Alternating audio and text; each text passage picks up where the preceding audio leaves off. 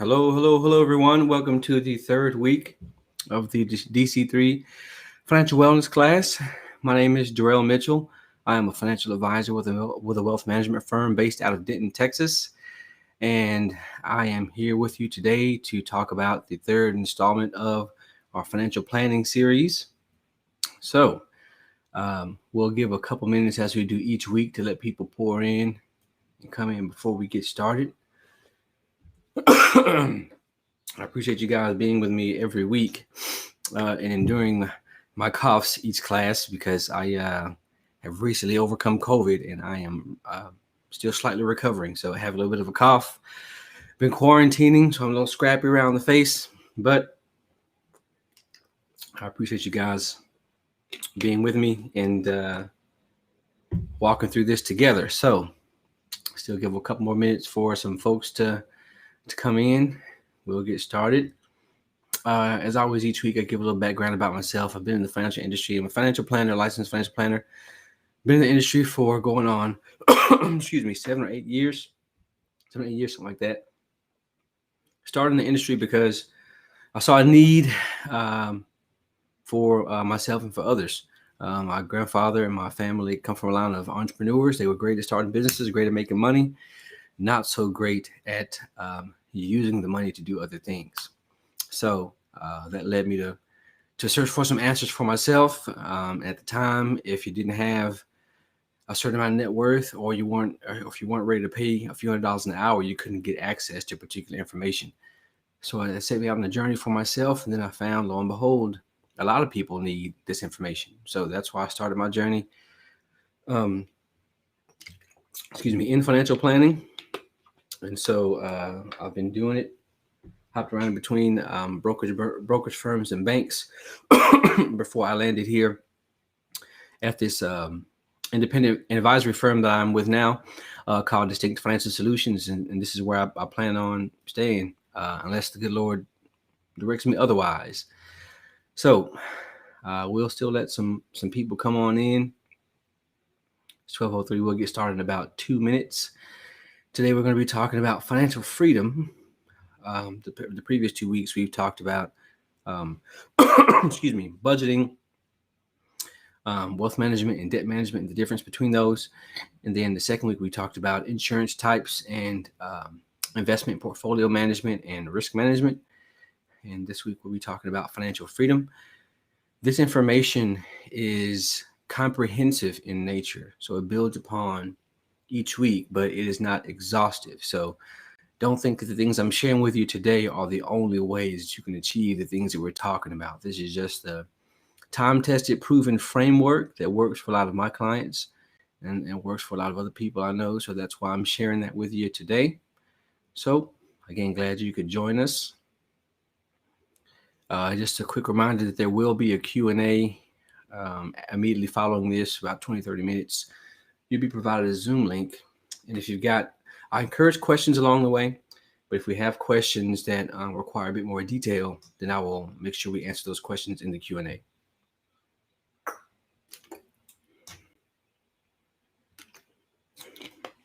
Try my best to keep myself hydrated. Still getting over this cough, y'all. It's crazy.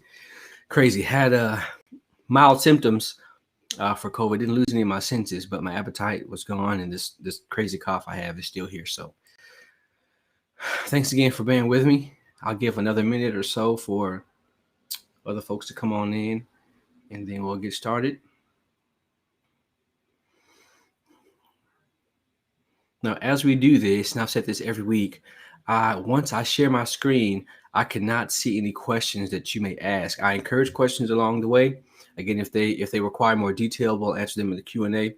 But quick questions I can give quick answers to, I encourage them along the way, but I cannot see your questions while I'm sharing my screen. So I will periodically stop my screen share so that I can see if you have any questions, and then I'll resume it so we can continue on, okay? So it's 12:05. For those that are just coming in, welcome to the third installment of the DC3 Financial Wellness class. My name is Darrell Mitchell. I am a financial advisor with an independent wealth management firm called Distinct Financial Solutions, and we're based out of Denton, Texas. And this week we're going to talk about financial freedom and retirement.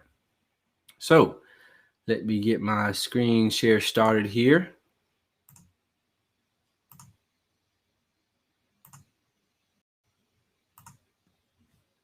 Hopefully everyone can see that.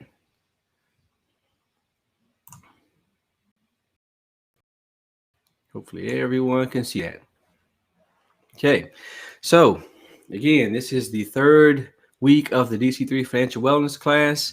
And at the beginning of every class, I always ask the question, if you had two paths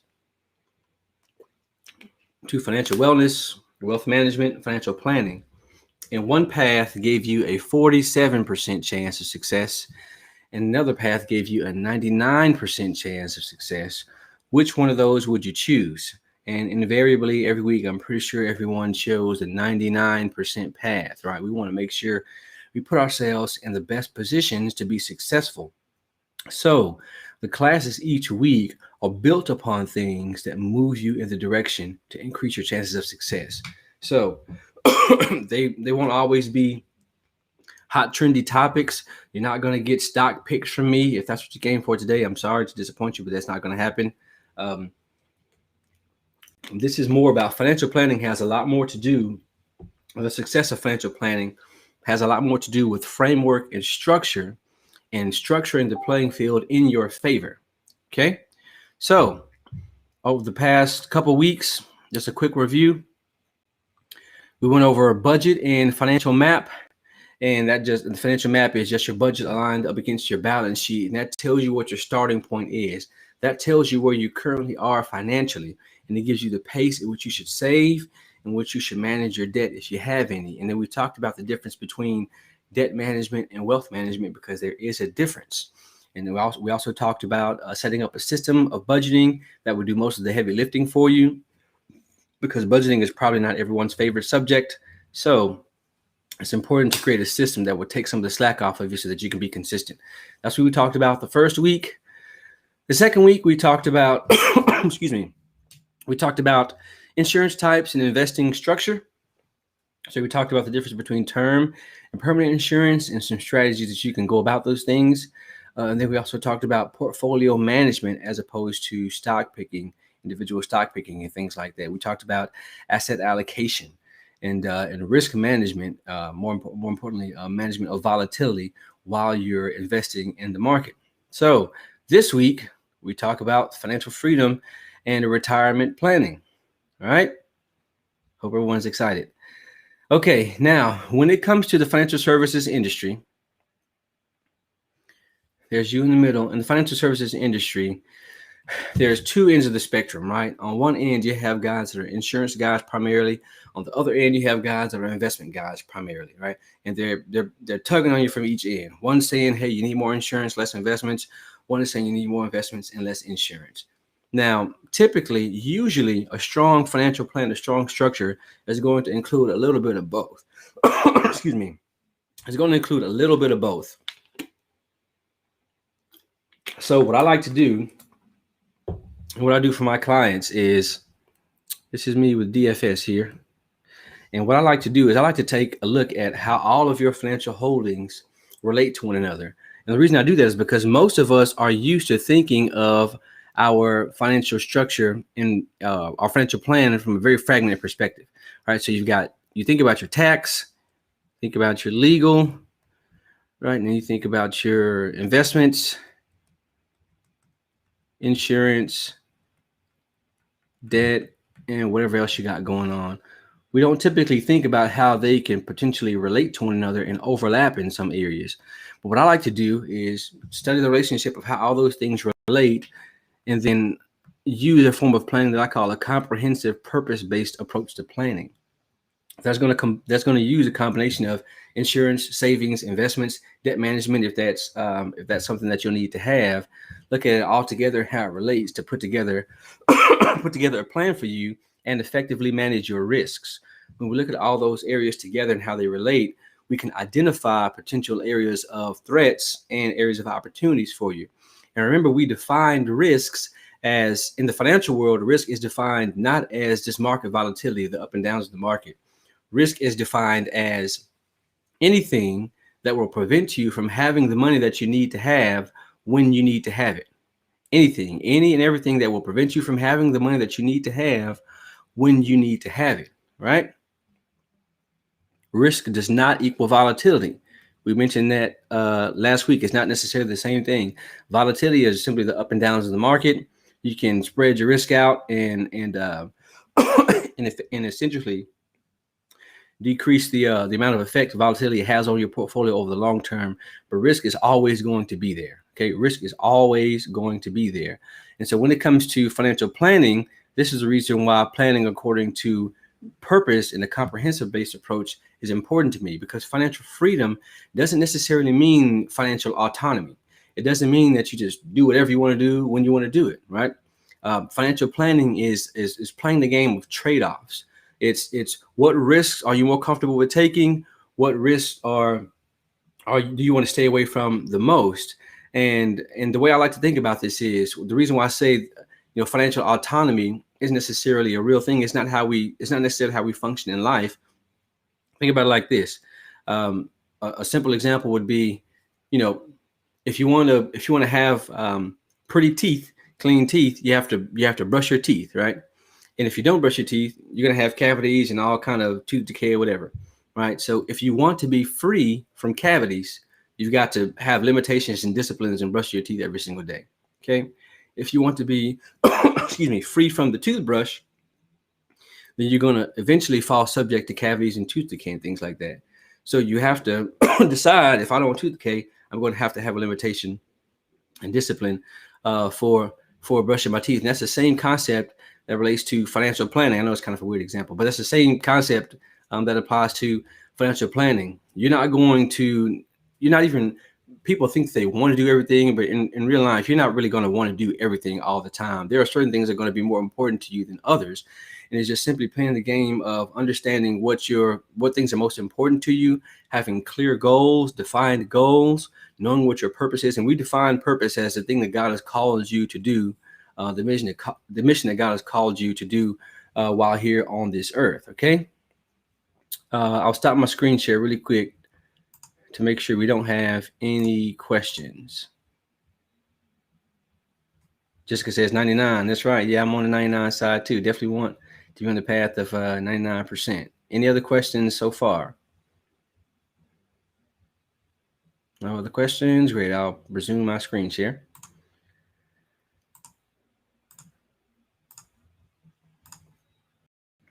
Okay.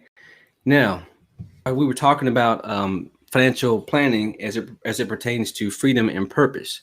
You always want to think about your financial freedom as it relates to your purpose in managing your risks. And that's important.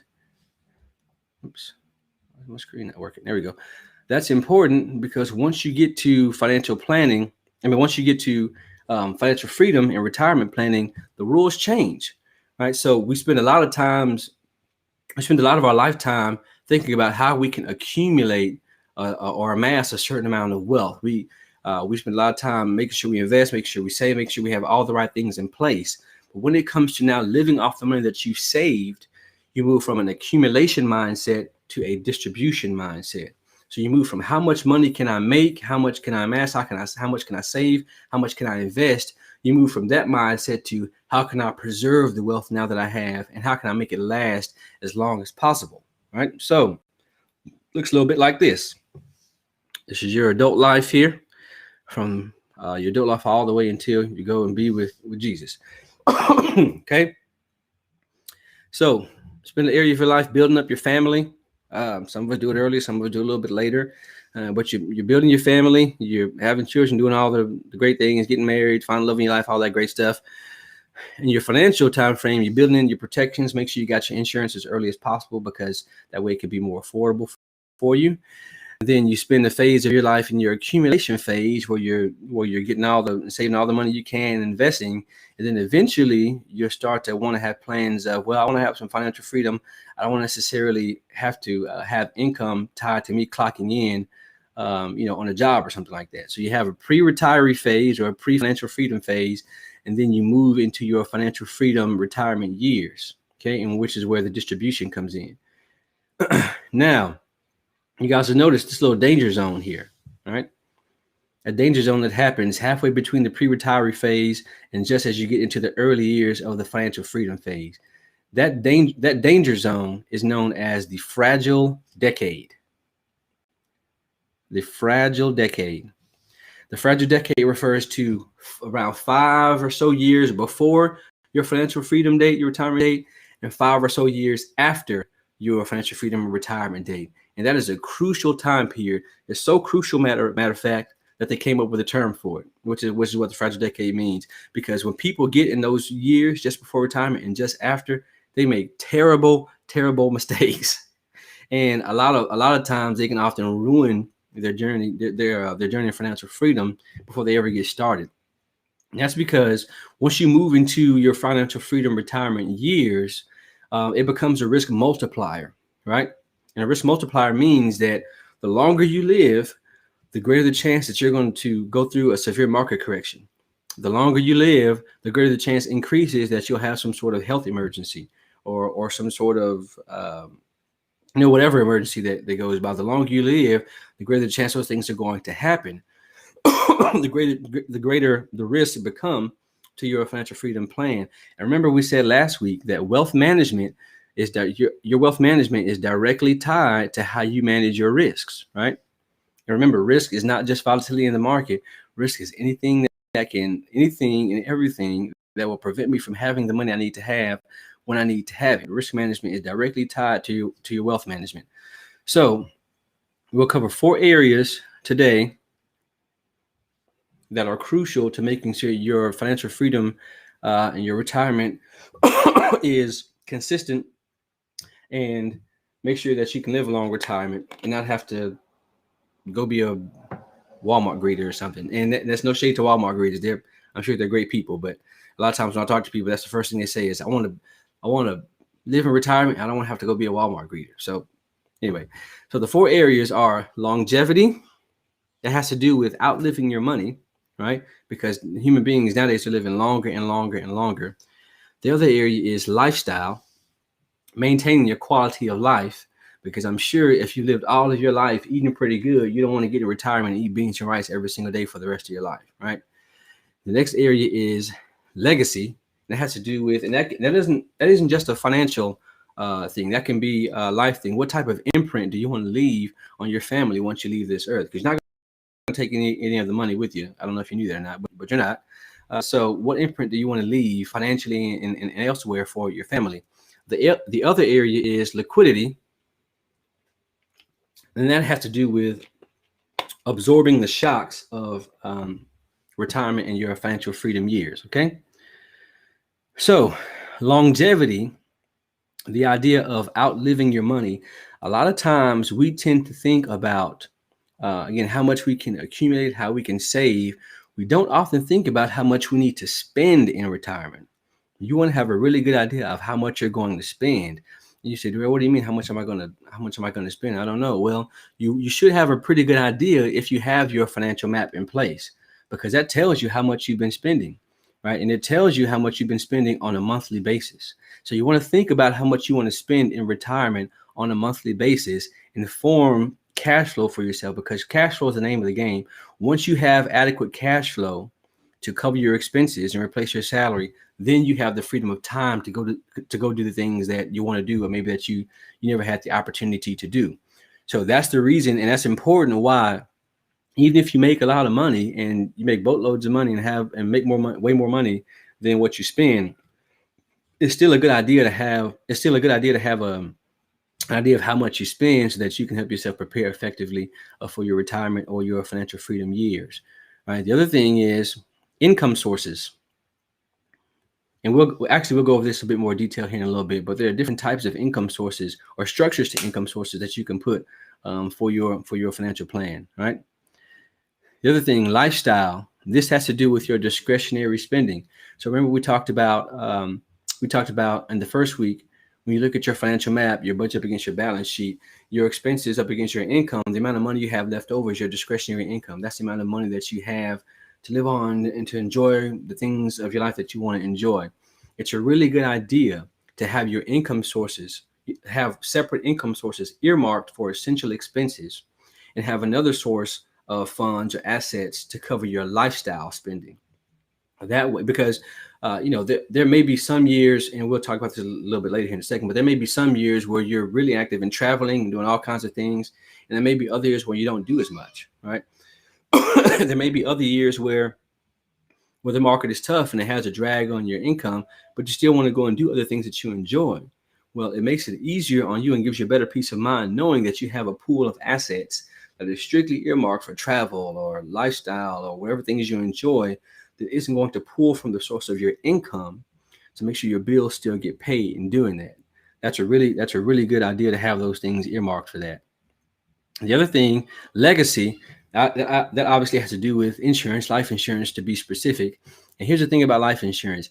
I tell my clients, even those who have a considerable amount of wealth built up, I always tell them, hey, it's a good idea to still have life insurance set aside and earmarked specifically for your beneficiaries, because if it's important to you to leave a legacy, then you don't want to be worried about how much money you're spending in your financial freedom and retirement years, because you're thinking, oh, if I spend this much, I may not have much left over for my family when I pass away. If you have life insurance established, man, spend all your money. Go and get, because again, you can't take any of it with you. So spend as much as you can and know that you still have that pot of insurance left over for your beneficiaries, right? And if you have a considerable amount of wealth and you say, well, I still don't really need insurance, it's a good idea, especially if you're a business owner, it's a good idea to have insurance to be the bridge of transition when you pass away, right? If you pass, especially if you pass away prematurely or unexpectedly, then there's a pot of insurance there that can help the transition between who's going to take over your business, or help the transition of your estate, and you don't have to worry about spending down some of your assets in order to effectively handle the transition. And then other ways of legacy. And hey, this is DC3. We're the church. When it comes to legacy and things, think about the time that you want to spend with people, if you haven't already, and the difference that you want to make in your retirement years. I can't tell you how many times I've spoken with people and they retired from their working career, and they were adamant upon having something to do. A lot of times, and I'm not saying this happens in every case, but a lot of times I've heard about people's health declining if all they do is just sit in the house and not do anything. So you want to have an idea of how you want to spend your time in retirement, what things stick out to you, what things. Me and my wife always talk about purpose and passion in life for our children, and we always ask ourselves what things makes our heart excited, what things raise our affections, for Jesus, and what things make us want to go out and be the best we can. Think about those things in terms of your legacy as well. The other part here is liquidity. And this is really important as well. This is almost like a financial freedom emergency fund, if you will, because it's inevitable. Again, financial freedom retirement is a risk multiplier. That means that the longer you live, the greater the chance that you'll have to go through a market correction, a recession, or that you'll have some sort of health emergency, unexpected emergency. You want to have a pool of assets that can absorb those spending shocks, that won't put pressure on your income sources, right? And that's important also, because if you have separate income source, if you have a separate source of assets that are earmarked for income, and you have your liquidity pot and you have your lifestyle pot, well, then you can allow those lifestyle and liquidity pots to grow in a manner that will give you the best chance for growth over the long term. That you don't necessarily have to be as conservative with your income source of assets.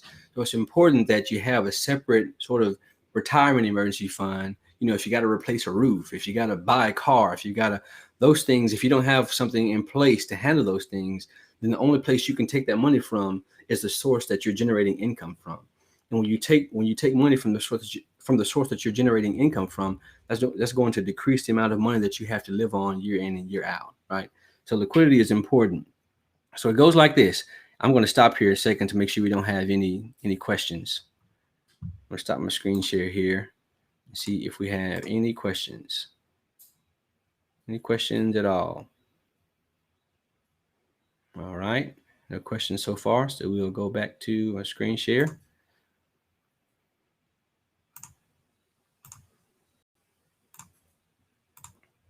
Okay, so here's how it looks. You've got your risks, and you're going to manage your risk and your goals here. And you've got your longevity, your lifestyle, legacy, and liquidity.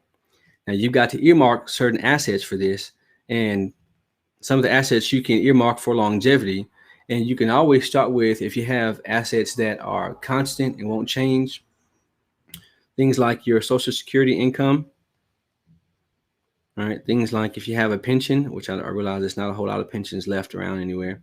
If you have something like an annuity, these are steady income sources that typically won't change as long as you structure them the right way.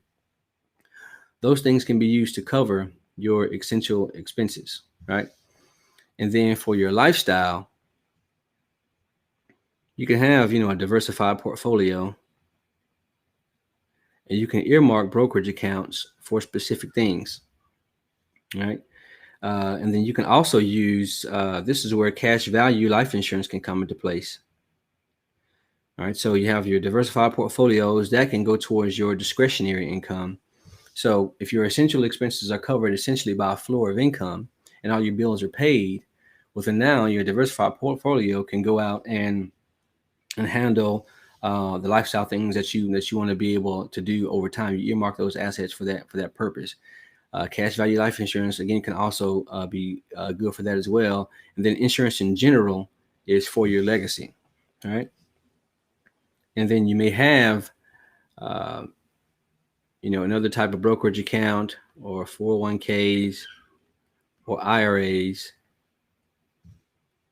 that can absorb your spending shocks.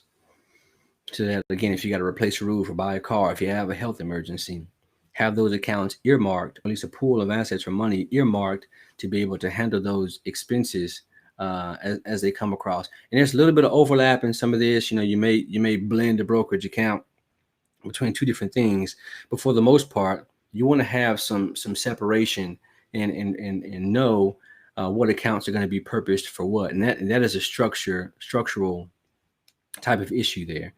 That's what moves your probability of success and lasting financial freedom to be where you want it to be. Okay, so we put all the plan together, and I want to show you guys a tool that I use for my clients. And while I'm doing that, I'll stop the screen share and see if we have any questions. Any questions at all? I want to show you guys exactly what I use to do this. So this is a tool I like to use. I'll pull back up my screen share.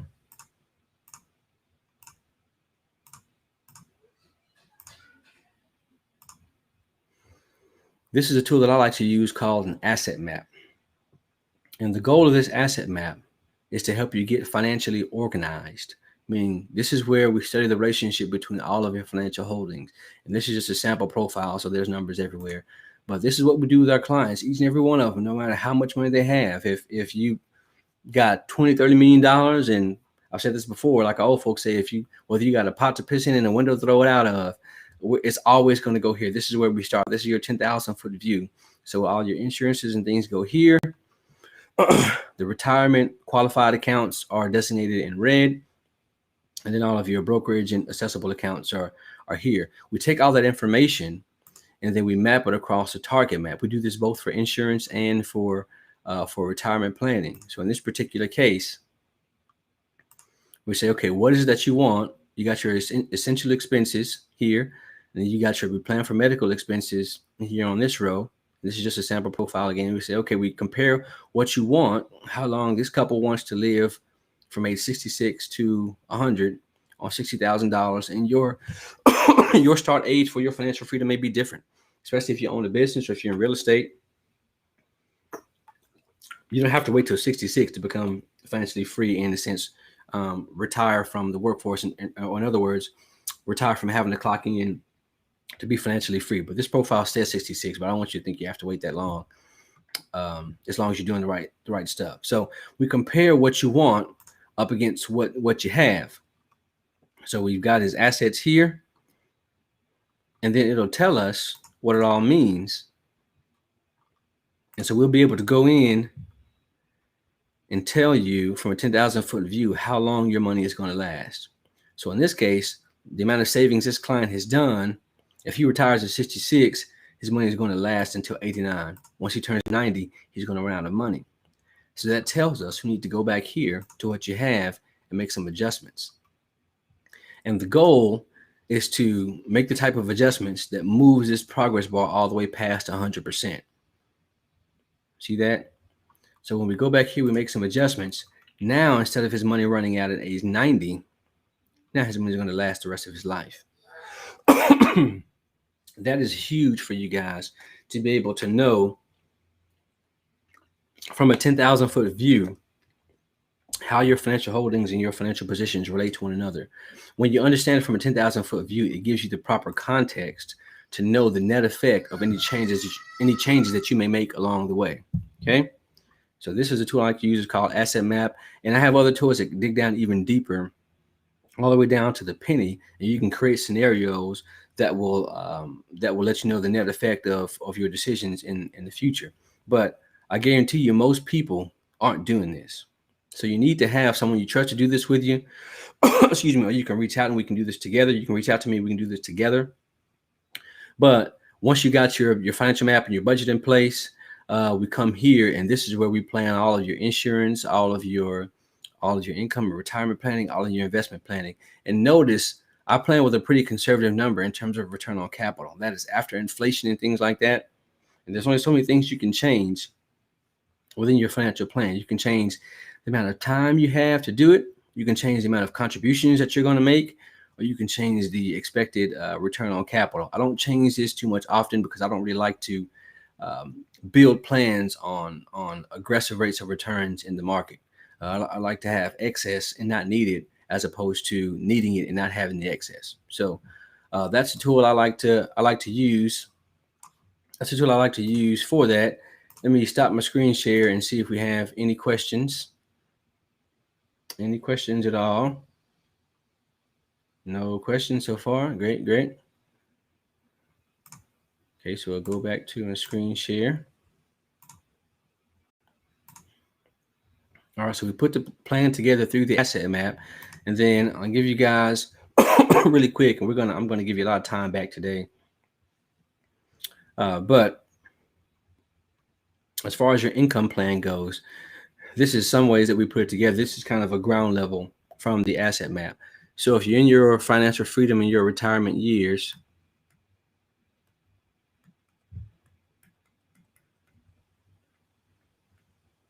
right, you'll have what I like to call the go-go years. Then you'll have the slow-go years. And then you'll have the no-go years. So early in your retirement, you'll probably be doing some of everything. You'll probably be going to all these places, traveling, doing whatever you want. In the slow-go years, you may still do some things, but you may want to slow down a little bit. You're getting older. You don't want to move around as much. You just like being at the house, watching the grandkids. I don't know, watching Wheel of Fortune, Jeopardy, whatever you're gonna do. And then later on in life, as you get further into your retirement, maybe you just don't want to do much of anything, right?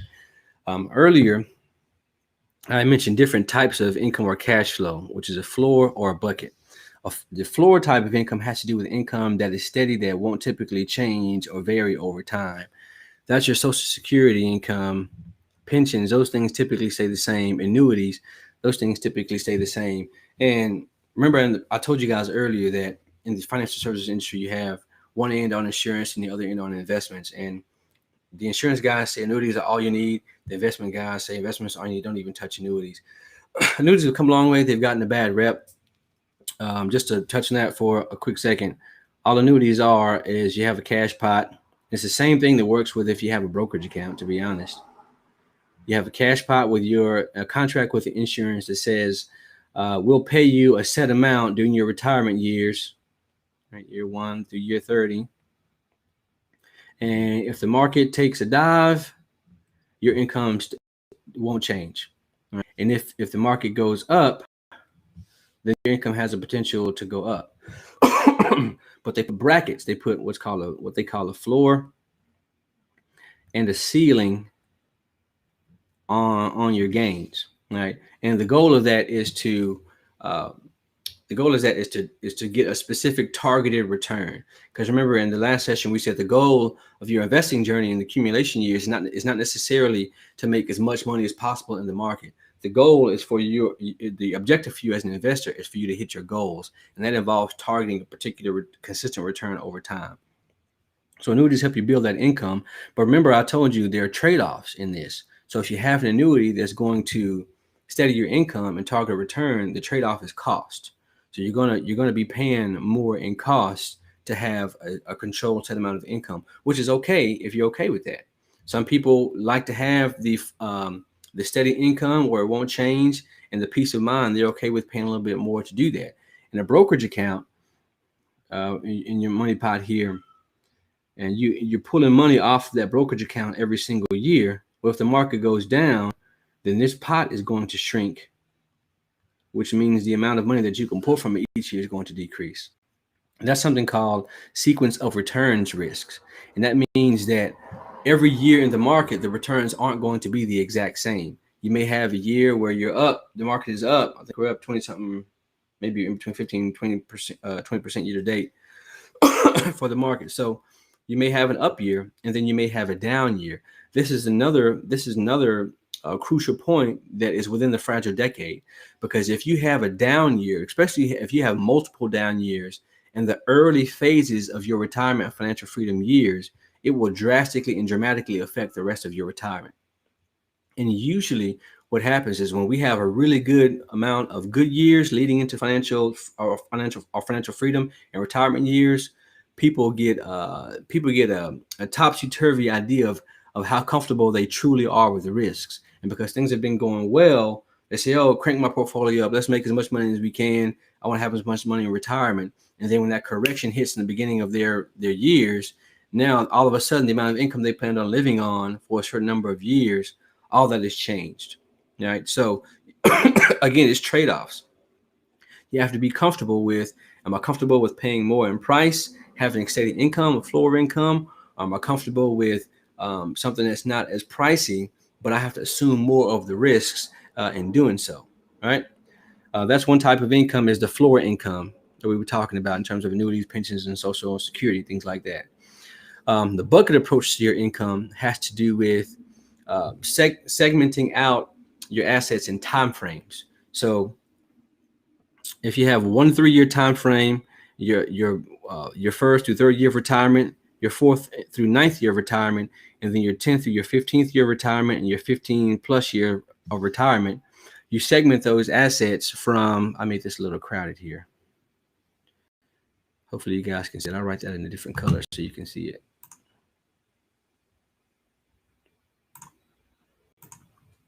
Okay. So when you're positioning your portfolio, and you'll see why I call it a bucket approach here in a second. This is if you have 401ks, brokerage accounts where you're assuming most of the risk, and you don't have as much floor income or much pensions or annuity income and things like that. And the one in the earlier years, the years that you're going to be taking out income, that's going to be more income investing focused. The later you get out, 15 years and beyond, that's going to be a growth portfolio focus. So you can take on a bit more risks for money that you're not going to need 10, 15 plus years out. But the money that you're relying on to create income from yourself, from your brokerage accounts, your qualified accounts, your 401ks, and from about 1 to 3 years, you want that money invested a bit more conservatively, and you have a bit more access to that, because you don't want that money fluctuating if you're going to need it in that 1 to 3 year time frame. So what that looks like is, as you progress through these years here, then as you get there, the money from this bucket pours into that one, the money from this bucket pours into that one, and so on and so forth. So each year you come across your retirement and financial freedom journey, the closer you get to needing that money, the more conservative that money is going to be. The farther out that you need that money, the more aggressive you can allow it to be so that it can grow. And if you go through a market correction, your income focused money, which is here, won't have to deal with as big as a bite into it. And the money here in the 15 plus year range, if we go through a correction, a severe correction or a recession, when you got time to recover that, and it won't affect the money that you're using for your income, right? That's the bucket approach. And I know that's kind of close together, so forgive me for that. The other part of this is tax diversification, right? And that has to do with the type of accounts that you have. So if you have, when I say qualified accounts, if you didn't know what that was, qualified accounts means things that you have to wait a certain amount of time to get to, like a 401k. Typically can't get to that if you've got pre-tax contributions until 59 and a half. Same thing with an IRA. Right, or same thing with an annuity. Right, those are things that are typically going to be on the tax deferred end. If you got a Roth IRA, right, if you've made Roth contributions to your 401k, those are typically going to be on the tax free end there, right? So you got tax deferred, which is here. You've got tax free, which is here, and then taxable.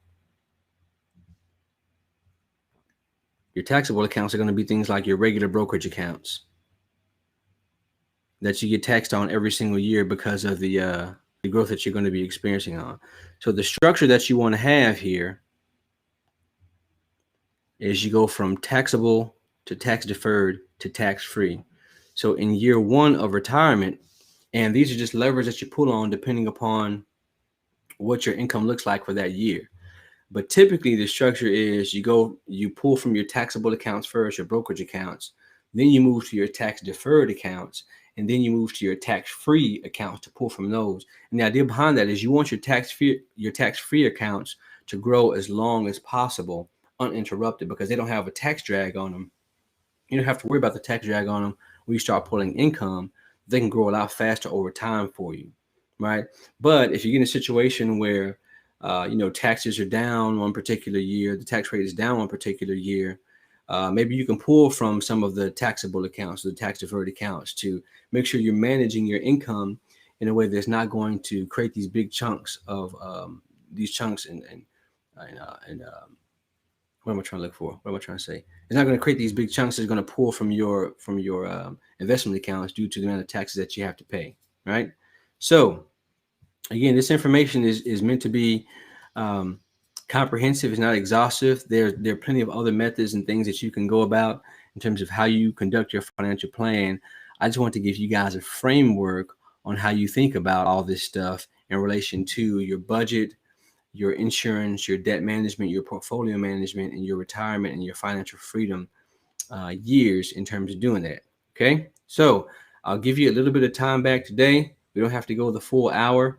I'll stop my screen share here and see if anyone's got any questions.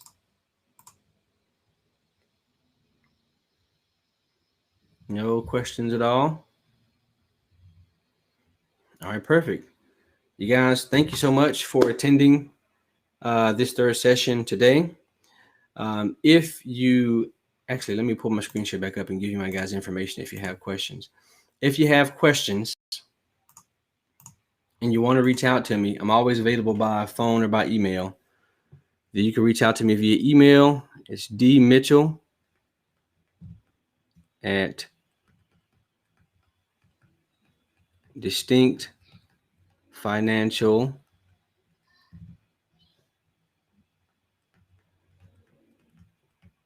Solutions.com. Always available by email. You can reach out to me anytime, or you can give my office a call. Phone is 940-297-1474. Okay. So again, I appreciate you guys hanging in with me for 3 weeks. You can go back and access the recording of the previous weeks. I believe it's on the DC3 Facebook page. And again, if you have any questions, feel free to reach out to me anytime. And I will be available for a Q&A immediately following this. A Zoom link will be provided to you. So if you've got some detailed questions that you want to talk through, I'll be there for a few minutes so we can talk through that, okay? So thanks again, everyone, for attending. Hope you have a blessed day and a blessed week. And I will see you next time.